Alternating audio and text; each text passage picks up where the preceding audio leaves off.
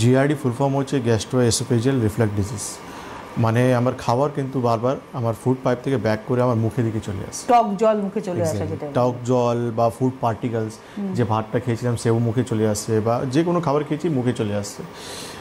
কেন এর কারণ পিছনে আমাদের অনেক কিছু এরকম লাইফস্টাইল রয়েছে বা অনেক কিছু এমন শারীরিক কন্ডিশন রয়েছে যার জন্য কিন্তু আমরা এই রোগ থেকে ভুগছি। জিআরডি আমরা কম বেশি সবাই ফিল করেছি, আমিও ফিল করেছি, আপনিও ফিল করেছেন, সবাই ফিল করেছে। কিন্তু এটা যখন কন্টিনিউয়াসলি হয়ে যায় তখন এই রোগটা ক্রনিক রোগ ধরা হয়।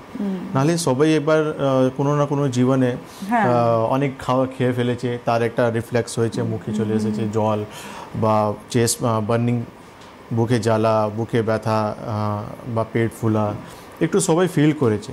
কিন্তু কি হয়েছে যে কিছুটা নেক্সট ডে ম্যানেজমেন্ট প্রপার হওয়ার জন্য, ঠিকঠাক খাওয়ার জন্য এটা ঠিক হয়ে গেছে।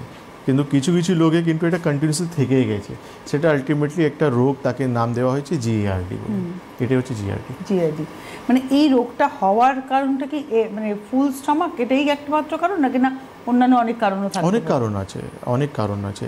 একটা ফুল স্টমাক খাওয়াটা তো একটা কারণ রয়েছে, তার সঙ্গে আমাদের ওখানে যে আমাদের স্টমাক আছে না, তার একটা যেখানে পাইপ আছে আর স্টমাকের মাঝখানে একটা গেট আছে, ল্যাক্স বলা হয় তাকে, দরজা মতন। মানে আমরা খাবার খেলাম, খাবার গেলেও সে বন্ধ হয়ে যাবে, আবার আমরা যখন খাবার খাবো সেটা আবার খুলে যাবে, আবার বন্ধ হয়ে জন্য হয়ে যাবে যে আমার খাবারটা আবার রিফ্লেক্স না হোক, মানে পিছন দিকে আবার না যায়। আমাদের সিস্টেম কেমন, আমরা মুখ থেকে খেলাম, পেটে আসবে, পেট থেকে ইন্টেস্টাইন যাবে, ইন্টেস্টাইন থেকে আমার শরীরে যতটা দরকার অ্যাবজর্পশন হবে বেরিয়ে যাবে, এটা একটা সিস্টেম। কিন্তু আমার খাবার ব্যাক ফ্লো হচ্ছে, এটা কিন্তু ঠিক নয়। তো সেকে আটকানোর জন্য সেখানে একটা ল্যাক্স বলে একটা জিনিস থাকে, সেটা যখন উইক হয়ে যায়, প্রপার ফাংশন করছে না, তখন গিয়ে আমাদের এই সমস্যা। এটা উইক হয়ে যাওয়াটাই মেন রোগ। এই একটা কারণ আছে, মানে আমি বললাম অনেক কিছু কারণ আছে, এই একটা কারণ আছে। সেকেন্ড হচ্ছে হাইটাস হার্নিয়া বলে একটা জিনিস হয়, যেটা আমাদের স্টমাকে মাথায় একটা বলুন মতন ফুলে যায়। সে হাইটাস হার্নিয়ার জন্য কিন্তু এই প্রবলেমটা আমাদের হয়, জিআরডি মতন একটা সমস্যা। ওবেসিটি একটা কারণ আছে, প্রচুর বডি ওয়েট রয়েছে, তার জন্য কিন্তু আমাদের এই জিআরডি সমস্যা হয়। প্রেগনেন্সিতে প্রচুর এই সমস্যাটা হয়, ফিমেল পেশেন্টরা কিন্তু এটা খুব কমনলি কমপ্লেন করে, বুক জ্বালা হচ্ছে, মুখ টক হয়ে যাচ্ছে, বা ডেকুর উঠছে, বা মুখে খাবার চলে আসছে। প্রেগনেন্সি পেশেন্টরা এটা কমনলি খুব বেশি কমপ্লেন করে। প্লাস আমরা কিছু এমন মেডিকেশন ইউজ করি, যেমন NSAIDও একটা ওষুধ আছে যেটা আমরা খুব বেশি ইউজ করার জন্য এই সমস্যা আমরা দেখি, জিআরডি একটা সমস্যা আমাদের হয়। প্লাস যারা কিন্তু খাওয়ার পর খুব বেশি স্মোকিং করে বা যারা অ্যালকোহল প্রচুর ইউজ করে, তাদেরও কিন্তু এই জিআরডি সমস্যা প্রচুর হয়। তো এইরকম একটা ফেয়ারলিস আছে যাদের কিন্তু এই জিআরডি সমস্যা হতে পারে।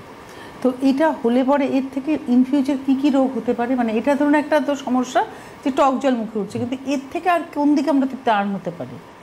টক জলটা কি? অ্যাসিড। তো অ্যাসিড যখন আপনার স্টমাকে থাকার জন্য সেই একটা তার এনভায়রনমেন্ট আছে, সেই মানে একটা জায়গা তৈরি করা আছে, মানে স্টমাকে একটা মিউকাস লেয়ার আছে, সেই জন্য আমাদের স্টমাকে যখন অ্যাসিড আসে আমাদের প্রবলেম কিছু হয় না। কিন্তু ইসোফেগাস আমাদের কোনো নেই, কোনো মিউকাস লেয়ার নেই, কোনো প্রোটেকশন নেই, কিছু নেই, একটা নর্মাল একটা জায়গা আছে। সেখানে যখন অ্যাসিড চলে আসলে কী হবে? উঠছে আলটিমেটলি লাইনিং বারবার ইনফ্লামেশন হয়ে যাচ্ছে। ইজোফেজাইটিস বলে একটা সমস্যা হয়, মানে ইনফ্লামেশন হয়ে যাচ্ছে বারবার। আর এটা বারবার যখন হবে আলটিমেটলি একটা আলসার হওয়ার চান্স আছে, আর আলসার যখন বারবার হবে আলটিমেটলি ক্যান্সার হওয়ার চান্স আছে, স্ট্রিকচার হয়ে যাওয়ার চান্স আছে, মানে জায়গাটা সরু হয়ে যাওয়ার চান্স আছে।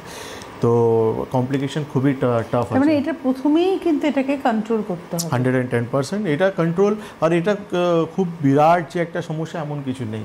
আপনি আপনার লাইফস্টাইল চেঞ্জ করতে পারলে আপনি ইজিলি এই সমস্যা থেকে বেরিয়ে চলে আসবেন। লাইফস্টাইল কীভাবে চেঞ্জ করতে? লাইফস্টাইল চেঞ্জ মানে আপনাকে ইনসেন্সড সময়তে খাওয়া দাওয়া করতে হবে, তেল ঝাল মশলা ফ্রাইড খাবার বন্ধ করতে হবে, আপনাকে ফ্যাটি খাবারগুলো টোটালি বন্ধ করতে হবে, আপনাকে খাওয়া দাওয়া লিমিটে করতে হবে।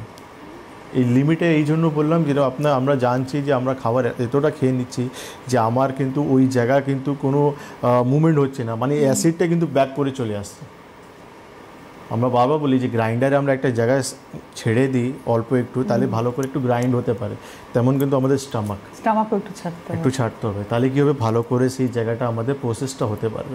যখন ওটা ফুল হয়ে গেছে তো আলটিমেটলি কী হচ্ছে, সেই অ্যাসিডটাই কিন্তু ব্যাক করে চলে আসছে, সে অ্যাসিড থাকার কোনো জায়গায় পাচ্ছে না, ওটা ব্যাক হয়ে আমাদের ইসোফেগাস, ইভেনচুয়ালি অনেক সময় আমাদের ওই ফুড পার্টিকেল আমাদের শ্বাসনলী পর্যন্ত চলে যায়।